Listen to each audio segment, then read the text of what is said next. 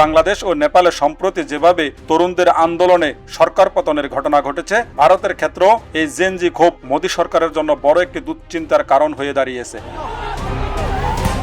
একটি তুচ্ছ কটূক্তি থেকে জন্ম নেওয়া ককরোচ জনতা পার্টি প্রমাণ করে দিল সংগঠিত তরুণ সমাজকে অবহেলা করা কোনো শাসকের জন্যই নিরাপদ নয়। বিশ্লেষকরা বলছেন, রাতারাতি মোদী সরকার হয়তো পড়ে যাবে না, কিন্তু পরপর দুবার একক সংখ্যাগরিষ্ঠতা না পেয়ে জোরাতালি দিয়ে সরকার চালানো বিজেপির উপর এটি এক নজিরবিহীন মনস্তাত্ত্বিক ও রাজনৈতিক চাপ তৈরি করেছে।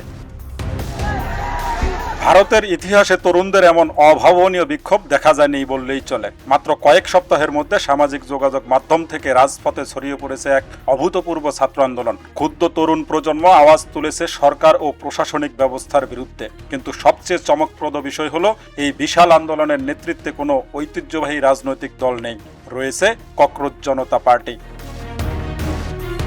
হঠাৎ করে গড়ে ওঠা এই তেলাপোকা আন্দোলন কি ভারতের ক্ষমতাসীন নরেন্দ্র মোদী সরকারের আসন টালমাটাল করে দিয়েছে? কিভাবে একটি রসিকতা থেকে জন্ম নেওয়া দল পুরো দেশকে স্তব্ধ করে দিল?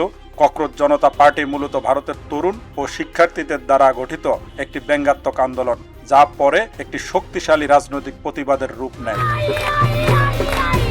ঘটনার সূত্রপাত 2026 সালের মে মাসে। ভারতের সুপ্রিম কোর্টের প্রধান বিচারপতি সূর্যকান্ত এক মামলার শুনানিকালে বেকার তরুণ ও সামাজিক যোগাযোগ মাধ্যমের অ্যাক্টিভিস্টদের কটাক্ষ করে ককরোচ মানে তেলাপোকা এবং সমাজের পরজীবী বলে মন্তব্য করেন। এই আপত্তিকর মন্তব্যে ক্ষুব্ধ হয় দেশটির তরুণ সমাজ। অপমানকে হাতিয়ার করে ব্যঙ্গাত্মকভাবে নাম দেওয়া হয় ককরোচ জনতা পার্টি, যার মূল স্লোগান রাখা হয় অলস ও বেকারদের কণ্ঠস্বর।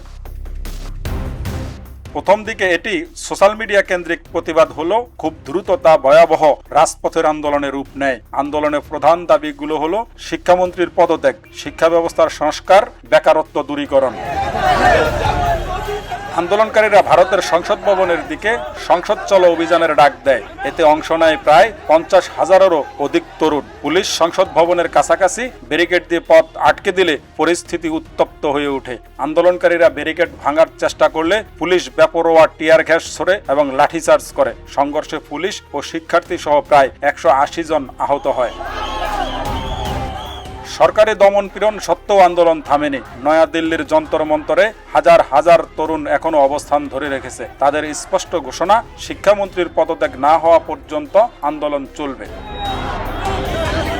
ভারতের প্রধান বিরোধী দল জাতীয় কংগ্রেস সহ বিভিন্ন রাজনৈতিক দল শিক্ষার্থীদের এই দাবিকে সমর্থন জানিয়ে মোদী সরকারের তীব্র সমালোচনা করেছে।